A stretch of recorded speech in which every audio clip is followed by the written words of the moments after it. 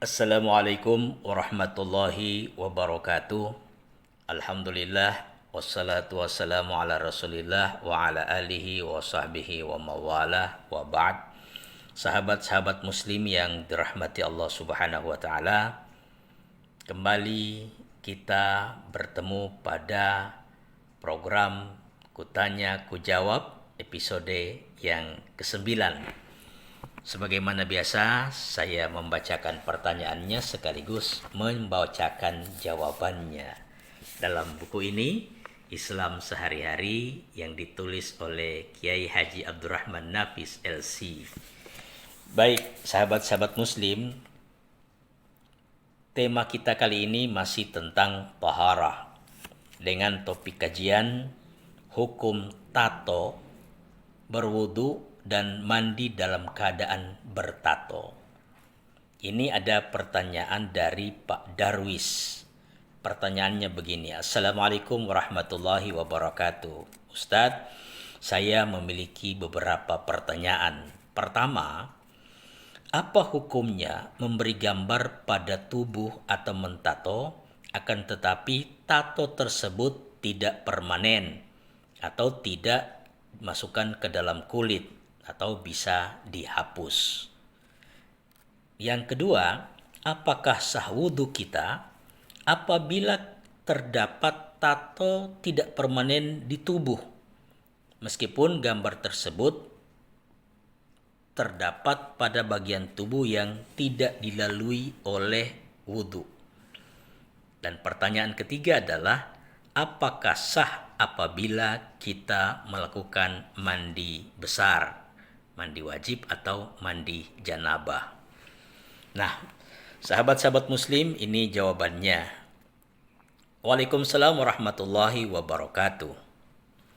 Di zaman jahiliyah dulu, orang Arab itu biasa menggambar tubuh atau mentato tubuh mereka dengan gambar Tuhan, sembahan-sembahan mereka, gambar hewan, gambar wanita semi telanjang, dan gambar-gambar lainnya.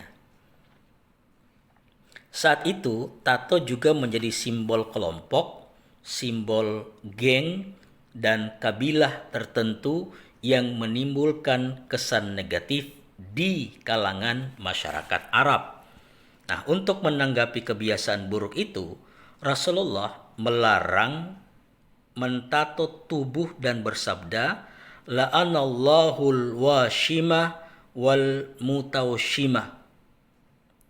Allah Subhanahu wa taala melaknat atau mengutuk orang yang mentato tubuhnya dan orang yang minta ditato. Hadis riwayat Bukhari dan Muslim. Berdasarkan hadis di atas, maka ada beberapa jawaban. Pertama, memberi gambar pada tubuh atau mentato walaupun tidak permanen dan tidak terbuat dari tinta yang bisa dihapus, menurut para ulama hukumnya adalah haram. Karena tato sudah bukan lagi hiasan biasa atau hiasan yang wajar, tetapi perbuatan yang melampaui batas dan memiliki kesan identitas negatif bagi pelakunya. Apalagi gambar itu berupa gambar yang dilarang oleh agama, sehingga menyebabkan dijauhi oleh malaikat rahmat. Ini penjelasan sebagaimana dalam kitab Al-Halal wal Haramu fil Islam halaman 85 yang ditulis oleh Syekh Yusuf Qaradawi. Jawaban kedua adalah, wudhu itu sah jika memenuhi syarat dan rukunnya.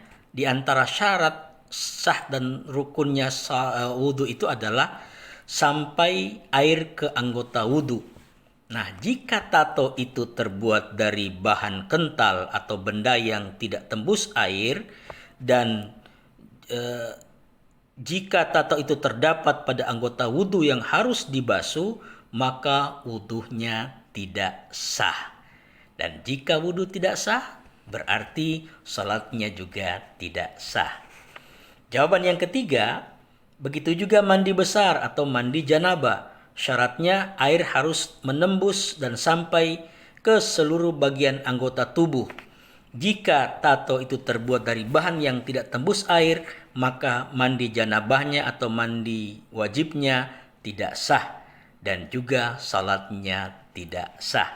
Nah, jika tato itu terbuat dari bahan yang tembus air, maka hendaknya sebelum wudhu atau sebelum mandi dihilangkan dulu karena bisa dihapus sehingga bisa tembus air.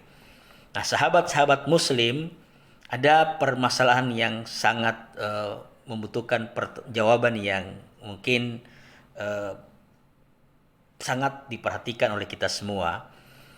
Bagi sebagian kaum muslimin yang sudah terlanjur mentato tubuhnya dan ingin bertaubat kepada Allah Subhanahu wa taala, maka jangan putus asa terhadap rahmat Allah. La tayasu min rahmatillah atau la tayasu min rauhillah. Caranya bagaimana? Usahakan menghilangkan tato itu dengan berbagai macam cara, metode apapun.